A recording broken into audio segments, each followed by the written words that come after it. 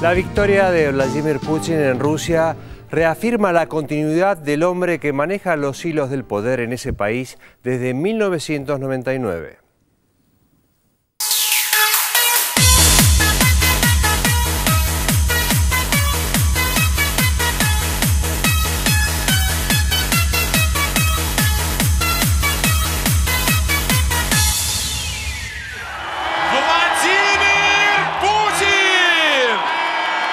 El contundente triunfo de Vladimir Putin en las recientes elecciones presidenciales de Rusia ratifica la continuidad en el poder del hombre que maneja los hilos de la política del país desde 1999. Electo presidente en 2000 y 2004 y primer ministro desde 2008, Putin, candidato por Rusia Unida, obtuvo en los comicios del domingo 4 de marzo de 2012 el 63,60% de los votos, lejos del 17,18% logrado por el opositor comunista Gennady Zyuganov y del 7,98% alcanzado por el industrial multimillonario Mikhail Prokhorov.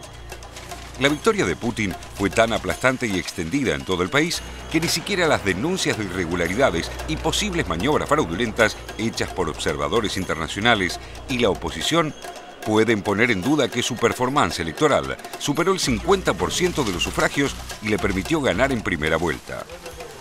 Tampoco puso en cuestión ese resultado la represión a la protesta opositora en la Plaza Roja de Moscú, señalando que una gran mayoría de la población rusa avala el liderazgo fuerte y de sesgo autoritario del ex agente de la KGB, quien, tras haber logrado hace 12 años encauzar el caos político y económico legado por Boris Yeltsin luego de la caída de la Unión Soviética, ahora promete una Rusia fuerte dispuesta a recuperar su rol de potencia global.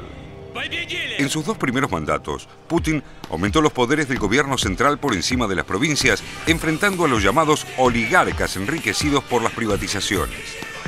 La exitosa gestión económica basada en los ingresos del gas y el petróleo, la política de subsidios y ayudas sociales a la población, sumados a la derrota de las guerrillas chechenas y el impulso al renacimiento del nacionalismo ruso, le aseguraron un poderoso caudal electoral.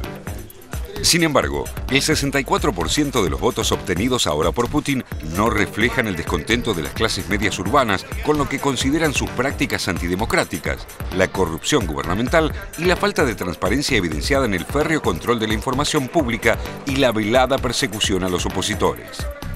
El actual primer ministro obtuvo en Moscú el 47,22% de los votos, casi un tercio menos de los que había obtenido hace 4 años su delfín, el presidente saliente Dmitry Medvedev.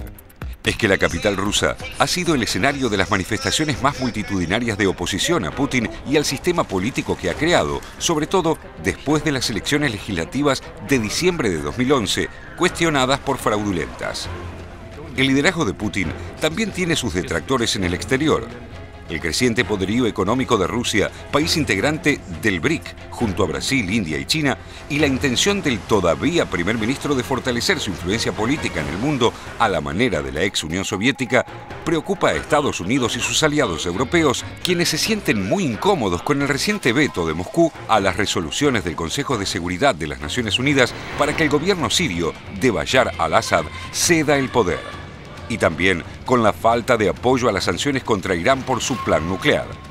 Nada indica que Putin vaya a dar un giro determinante en lo que fue hasta ahora la política exterior rusa. Menos aún que el líder del Kremlin promueva internamente una verdadera revolución democrática.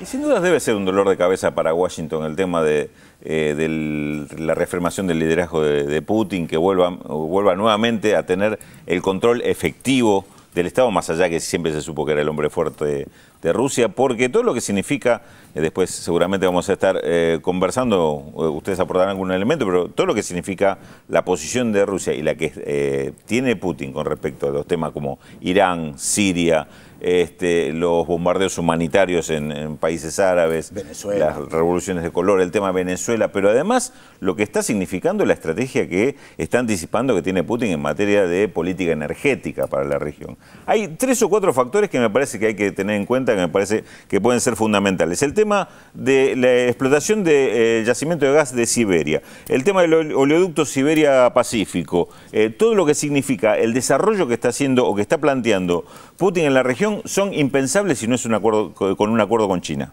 Y esto es lo que está planteando claramente Putin de aquí con vistas a los próximos años. La relación que Putin empieza a plantear con los países de la Unión Europea, pero del sur, es decir, para el abastecimiento de gas a través de nuevos gasoductos por debajo del Mar Negro, creo que es el emprendimiento más ambicioso, que también esto rompería de alguna forma la hegemonía de Alemania-Francia. Yo creo que no podrían oponerse, mientras países como Serbia o Bulgaria estarían esperando ese gas y difícilmente puedan aceptar un veto de parte de los países más poderosos de la Unión Europea. El proyecto de Putin de hacer la Unión Euroasiática, que esto también le inquieta a más de uno de los líderes, me parece que hay una serie de elementos que Putin está empezando, pero inclusive los empezó a poner sobre la mesa como temas de agenda desde antes de ser electo el domingo, que seguramente esto son cuestiones que me parece que modifican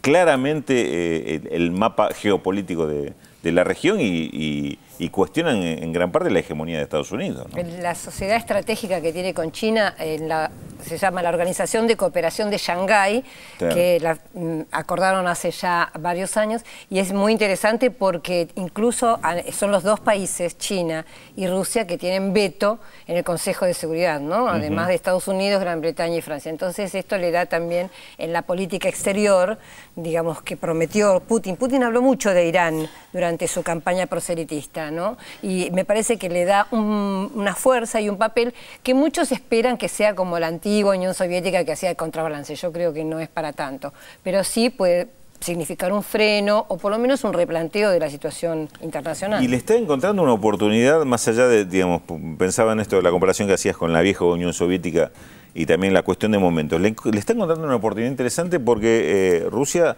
salió muy airosa de todo lo que fue esta crisis económica que todavía Europa no logra salir. Rusia salió fortalecida, porque además se fortaleció con el tema de su posición como potencia energética. Hoy claro, prácticamente más de la mitad, creo, de sus exportaciones son energía, el 20% de su PBI es gas y petróleo. Ha encontrado en eso un frente fuerte, más que dependencia de un solo rubro. En el caso de Rusia lo ha sabido convertir en esto en una potenciación de su poder, ¿no? Una preocupación de los rusos es cómo va a afectar justamente la crisis europea, digamos, cómo les llega y qué harían. Digamos, Putin, ¿qué haría en este caso, ¿no? Esa es una de las preocupaciones principales a nivel económico.